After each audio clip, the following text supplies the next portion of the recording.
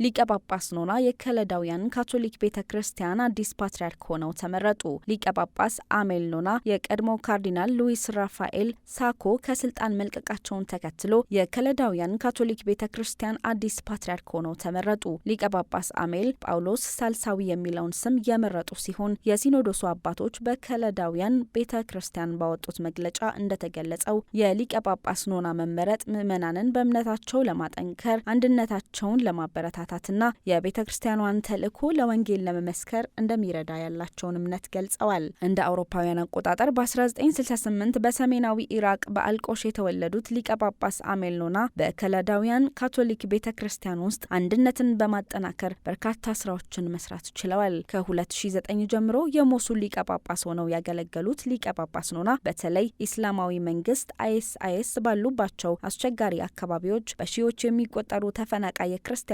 ማህበረሰብ ማገልገል ችለዋል። መረጃው የቫቲካን ዜና አገልግሎት ነው።